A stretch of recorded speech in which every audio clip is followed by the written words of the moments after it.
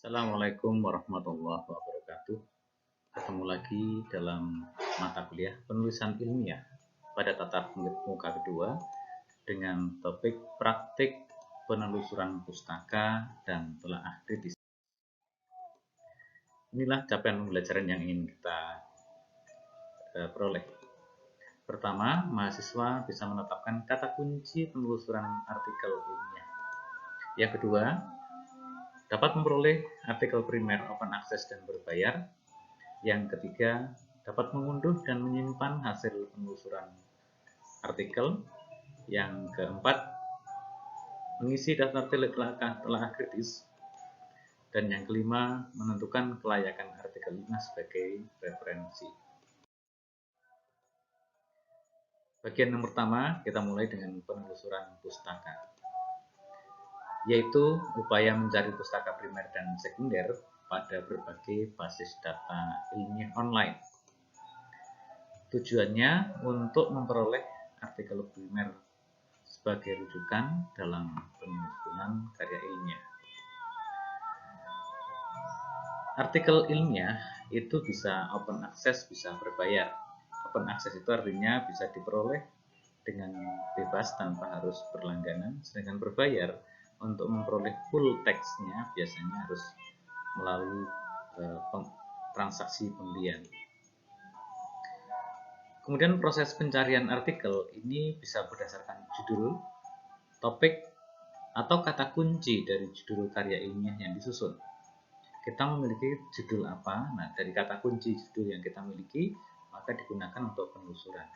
Yang kedua, untuk proses pencarian harus memanfaatkan mesin pencari atau search engine yang tersedia di internet. Search engine itu ada yang bersifat umum, ada yang bersifat khusus. Yang bersifat umum contohnya adalah Google, Yahoo, ini sifatnya umum. Sedangkan yang sifatnya khusus, contohnya yang bersifat akademis adalah Google Scholar. Masih banyak lagi yang lain yang bisa kita cari di dalam basis data ilmiah internasional. Misalnya ini contoh basis data ilmiah internasional yang sifatnya umum. Ada Public Library of Science atau singkatannya PLOS. PLOS ini memiliki banyak jurnal dan masing-masing jurnal merupakan jurnal top dunia. Yang berikutnya adalah Cochrane. Cochrane ini basis data ilmiah yang sangat besar sekali. Ada banyak sekali data ilmiah yang bisa diakses dari Cochrane. Kemudian Web of Science, Embase, Scopus, Elsevier, dan Google Scholar. Sedangkan yang sifatnya khusus, karena kita bidang kesehatan, kita bisa gunakan PubMed atau Medline, Signal, dan Embase, serta Psycinfo. Bagaimana kita melakukan penelusuran? Ada persiapan yang harus kita lakukan. Yang pertama adalah bahan kita siapkan, yaitu judul topik proposal kita. Yang kedua, kemudian kata kuncinya. Contoh bahan penelusuran, ya. Jika judulnya faktor risiko kejadian anemia pada remaja, maka kata kuncinya yang bersifat spesifik adalah kejadian anemia remaja, faktor risiko kejadian anemia pada remaja. Ini contoh kita membuat kata kunci. Kalau kita akan menelusuri di basis data yang khusus atau search engine yang khusus, maka kita gunakan ini. Tapi kalau kita penelusurannya menggunakan search engine yang sifatnya umum, maka kita gunakan satu judul penuh. Misalnya Google, kita mencari berbagai artikel masa lalu yang sudah diteliti orang dengan Google, maka kita utuh ini, kita masukkan judulnya supaya lebih spesifik hasilnya.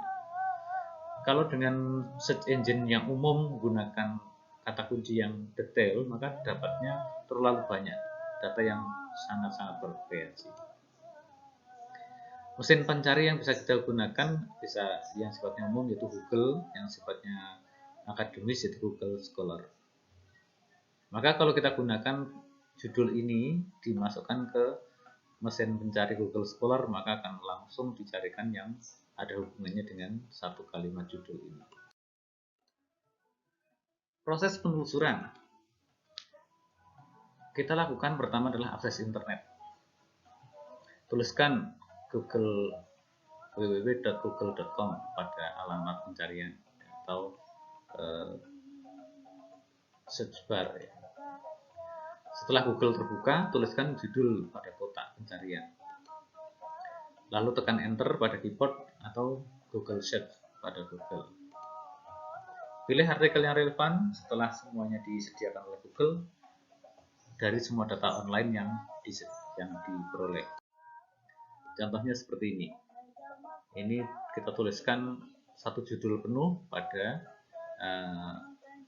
kotak pencarian, lalu tekan ini tombol pencarian, lalu dalam 0,45 detik akan diperoleh 184.000 artikel-artikel yang ada hubungannya. Kita bisa pilih yang seperti ini, yang ada judulnya, ada nama orangnya.